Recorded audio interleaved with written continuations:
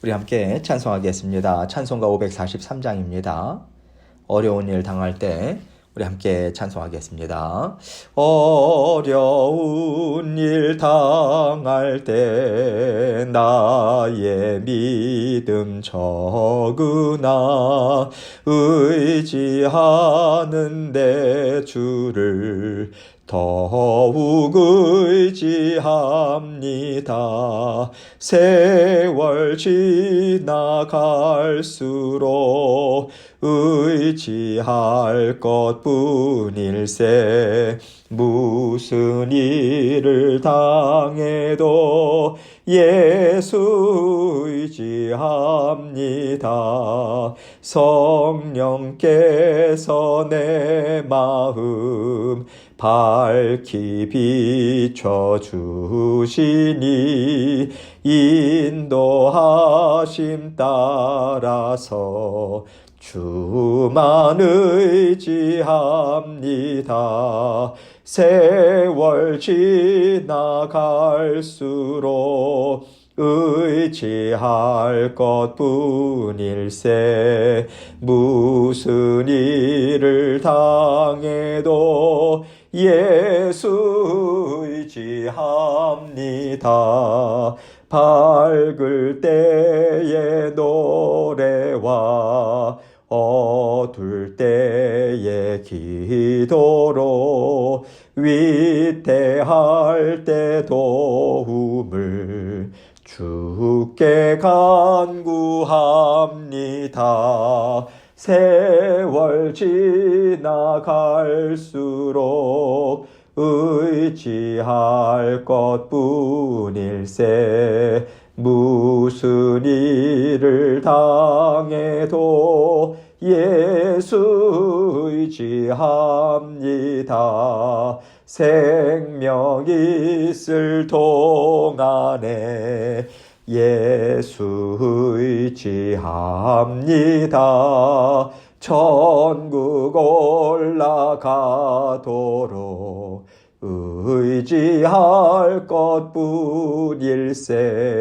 세월 지나갈수록 의지할 것뿐일세. 무슨 일을 당해도 예수 의지합니다. 아멘. 기도하겠습니다. 하나님 아버지 감사합니다.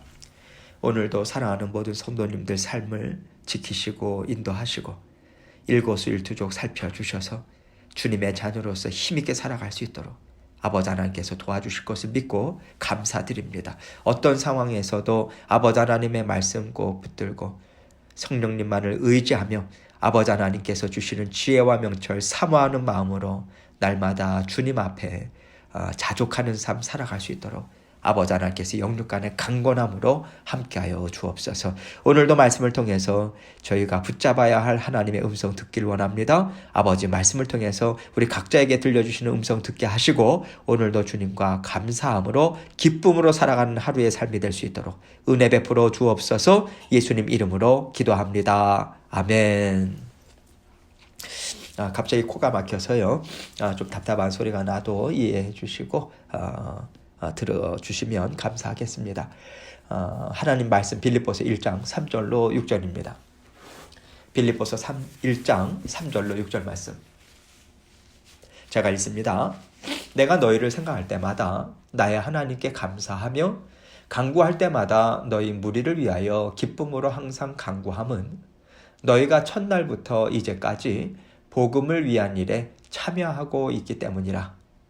너희 안에서 착한 일을 시작하신 이가 그리스도 예수의 날까지 이루실 줄을 우리는 확신하노라. 아멘. 오늘부터 빌립보서 말씀을 함께 살펴볼 텐데요. 빌립보서는 사도 바울이 빌립보 교회에 보내는 편지의 그런 글이죠. 지금 사도 바울은 로마 감옥에 있습니다. 로마 감옥에 있으면서 지나온 시간들을 되돌아보는 시간을 많이 가졌을 것 같아요. 하나님의 일이라면 물불 안 가리고 힘을 다 써왔는데 이제는 다니면서 복음을 전하는 일을 할 수 없는 그런 옥중에 지금 갇혀 있지 않습니까? 이것은 바울의 삶에 있어서 엄청난 변화가 있는 거예요. 그럴 때 과연 바울이 전혀 힘든 마음 없이 처음부터 이 과정을 잘 감당했을까 이런 생각이 들죠. 말씀을 보면요, 사도 바울은 잘 감당하면서 살았던 것 같아요. 그러나 바울도 사람입니다. 열정을 갖고 자기가 무언가를 한다라고 하는 것으로 하나님의 쓰임을 받고 열매를 맺는 그 감사와 기쁨의 삶을요 떨쳐버리기는 힘들었을 거예요. 그런데 말씀을 볼 때 바울에게 그런 모습이 보이지 않는 것은요, 바울이 하나님과 어떤 관계를 맺고 있는가 이것을 잘 보여주고 있는 것 같습니다. 대체로 삶에 큰 변화가 왔을 때 우리는 그 변화 속에서요 하나님의 선하심과 뜻하심을 그 인정하고 따라갈 때까지 꽤 오랜 시간이 걸리는 것 같아요. 그런데 바울은 하나님께서 어떤 일을 행하시든 빠르게 쫓아가고 있는 모습을 우리는 볼 수 있습니다. 하나님 앞에서 바울이 훈련을 참 잘 받았다 이런 생각이 들죠.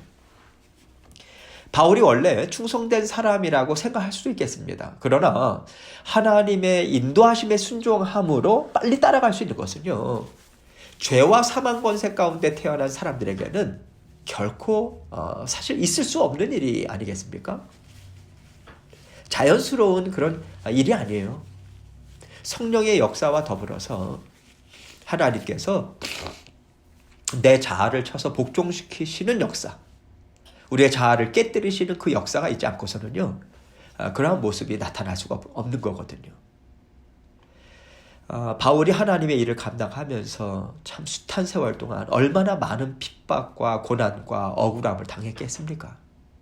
또 그것만 있었겠어요?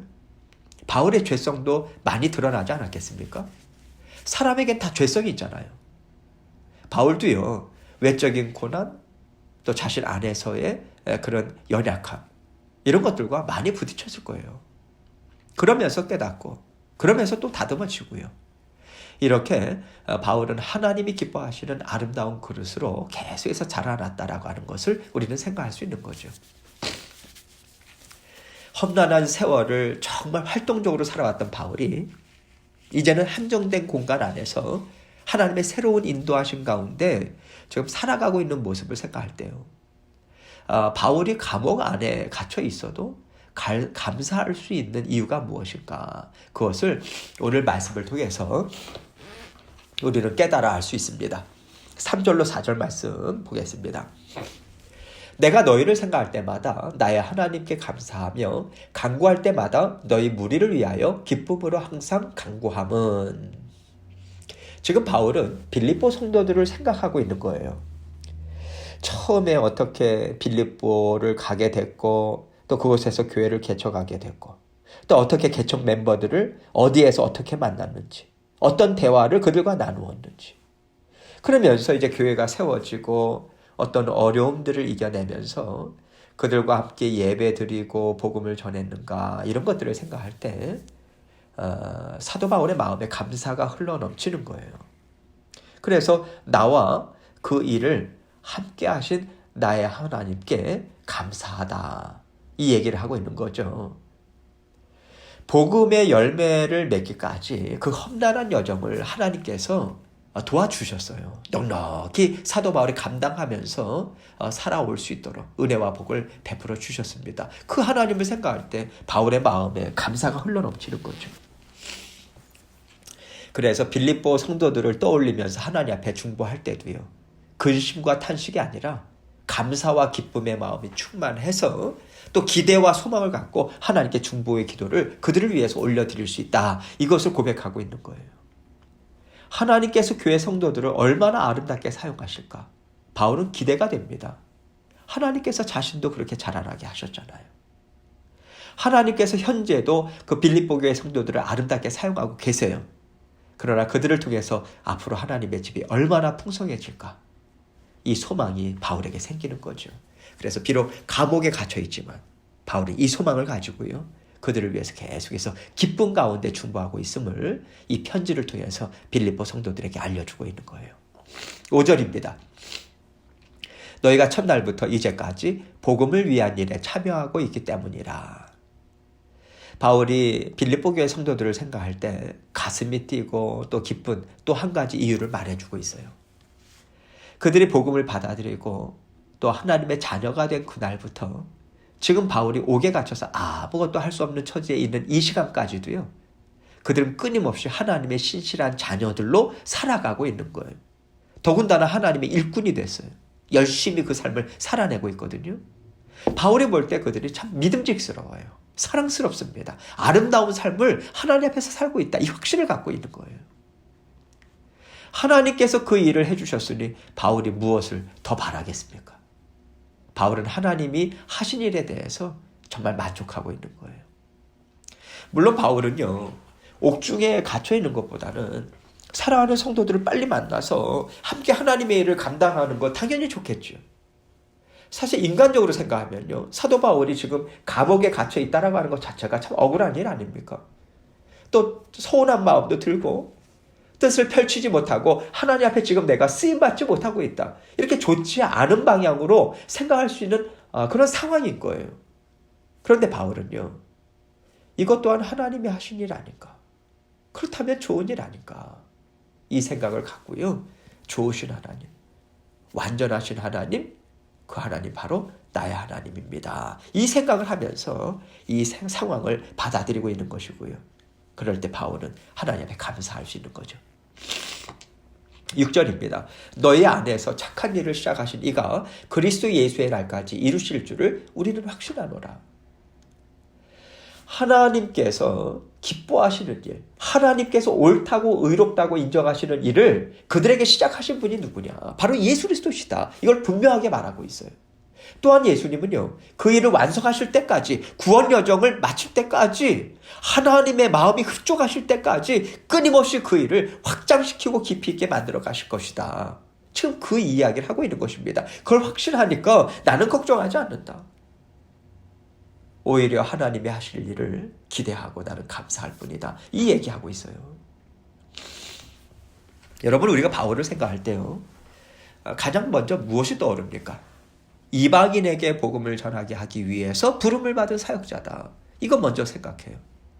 그런데 여러분, 사도 바울뿐만 아니라 성경에 언급된 모든 신앙의 인물들을 우리가 생각할 때 그들을요, 먼저 구원받은 사람 이렇게 생각하는 것이 좋습니다.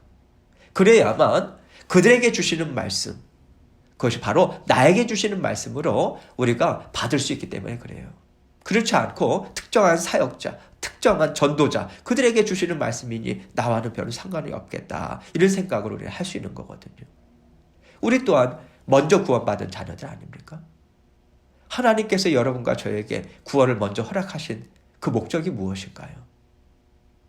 먼저 우리가 받은 구원을 잘 살아내야 한다라고 하는 하나님의 뜻이 담겨 있어요. 나의 하나님이 다 하셨습니다. 내 인생은 하나님이 만드신 작품입니다. 여러분, 이 진국과 같은 고백이 터져나올 수 있는 구원의 삶을 먼저 우리가 살아내야 돼요. 우리가 나의 하나님, 나의 하나님이라고 부르죠. 거기에는 어떠한 의미들이 담겨 있습니까? 내가 고통 가운데 부르짖을 때 응답해 주신 나의 하나님. 내가 교만해서 내가 하나님보다 앞장서고 내가 할 수 있다고, 내가 했다고, 나를 괜찮은 사람으로 생각하고 있을 때 내 자아를 깨뜨려 주신, 내 교만을 깨뜨려 주신 나의 하나님. 이런 의미가 담겨 있는 거죠. 나는 하나님의 뜻을 이룰 수 없었는데 하나님께서 이렇게 저렇게 인도하셔서 또 때에 알맞는 지혜를 가르쳐 주셔서 내가 하나님과 함께 놀라운 일들을 이루어 나갈 수 있다. 이 모든 것들을 하나님이 하셨습니다. 이 고백이 쌓이고 쌓일 때마다 우리는요, 나의 하나님, 나의 하나님, 이렇게 하나님을 부르면서 하나님과 더 가까워지게 되는 거예요. 나의 하나님이라고 하는 고백이 우리에게 많이 나와야 돼요. 그렇다면 나만 이렇게 하나님의 자녀답게 살면 되나요? 나만 그렇게 살면 된다라고 하는 그 자리에 멈출 수가 없는 거죠. 왜냐하면 성령의 충만하심은요, 밖으로 넘쳐서 흘러갈 수밖에 없기 때문에 그래요. 만약에 내가 흘려보내는 삶, 하나님의 사랑, 하나님의 은혜, 그것을 흘려보내지 못하는 삶을 내가 지금 살고 있다면 혹시 내가 내어버리는 하나님의 은혜가 있지는 않나? 어디 뚫려 있는 곳이 없나? 이 부분 살펴봐야 돼요. 밑 빠진 독처럼 계속해서 빠져나가는 곳이 있기 때문에 하나님이 나에게 날마다 은혜를 베풀어 주시고 나도 하나님을 사랑한다고 애쓰면서 살아가는데도 흘러넘치는 삶을 살지 못하고 있다는 생각이 드는 것 아니겠어요? 나도 모르게 내버리는 부분이 있는 거예요. 이것을 빨리 찾고 하나님 앞에서 회복시키는 일을 해야 하는 거죠. 그럴 때 내가 생각할 때 옳다는 것, 내가 생각할 때 기쁘다라고 하는 것, 내가 생각할 때 합당하다고 하는 것, 이 테두리를요 우리가 넘어설 수 있어요. 다시 말해서 내가 지은 한계를 넘어설 수 있다는 얘기예요. 내 마음에 들지 않아도 하나님이 이것을 기뻐하시나 보다. 하나님이 지금은 이렇게 일을 하시려나 보다. 이렇게 하나님 편에서 생각할 수 있다면 나 자신을 넘어서서 하나님의 심정, 하나님의 지혜를 갖고 사는 것 아니겠어요? 하나님이 여러분과 저를 먼저 구원해 주신 것은 성령의 흘러넘치는 삶을 살아서 하나님이 붙여주신 사람들에게 우리가 받은 은혜와 사랑, 구원의 복음과 진리의 말씀, 그것을 마음과 뜻과 사랑을 다해서 전해라, 이 뜻이 담겨 있는 것입니다. 그래서 오늘 바울은 복음을 위한 일에 참여하고 있다, 이 얘기하고 있는 것 아니겠어요? 참여해야 될 필요가 우리에게 있다는 거예요. 참여하는 자리까지 갈 때 하나님께 기쁨이 되고요, 하나님이 복음을 전하는 일을 하게 하신 그 하나님의 뜻에 합당한 열매를 맺을 수 있다라고 하는 것입니다. 지금 바울은 이것 때문에 감사하고 기뻐할 수 있는 거예요. 이것을 통해서 우리가 복음을 전하는 일을 할 뿐만 아니라 복음을 전해받은 사람이 하나님의 뜻과 일하심에 동참할 수 있는 자리까지 가도록 끊임없이 함께 우리가 동행해 줘야 된다. 이것 또한 깨달을 수 있습니다. 여러분, 하나님의 일은 끝이 없어요. 복음을 전했고 구원을 얻게 되었다, 이것으로 끝이 아닙니다. 물론 우리가 선교를 가거나 전도를 할 때 1차적으로는 전단지 나눠주고 또 복음을 제시하고 또 복음을 받아들인다면 영접 기도하고 그리고 우리는 돌아와요. 그런데 우리가 사는 삶에 가까이 살라고 하나님께서 붙여주신 여러 사람들이 있잖아요. 그들과 함께 살아갈 때 우리가 어떻게 복음 전하는, 복음에 참여하는 일을 우리가 어떻게 해나갈 수 있을까요? 제가 이것을 생각해 볼 때 이런 것 같습니다. 여러분, 하나님과 우리의 관계가 제대로 됐을 때 우리는 하나님의 선하신 일에 참여할 수 있어요. 함께 할 수 있습니다. 이와 같이 함께 하라고 하나님이 붙여주셨다면 사람과 사람의 관계가 원활할 때 하나님의 기뻐하시는 뜻이 이루어질 수 있다, 이것을 우리가 생각할 수 있어야 돼요. 사람과의 관계가 막히면 소통이 안 됩니다. 인격적인 관계가 이루어지질 않아요. 그럴 때 하나님의 나라가 깊어지거나 넓게 확장될 수가 없는 거죠.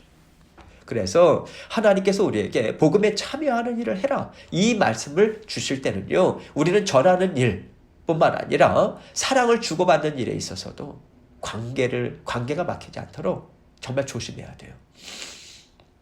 하나님의 사랑을 주고받고 진리의 말씀을 주고받으면서 하나님의 나라가 깊어지고 든든하게 서게 되는 거거든요. 사랑과 사람과의 관계에 있어서 우리는 정말 말이나 생각, 마음, 행동 조심해야 돼요.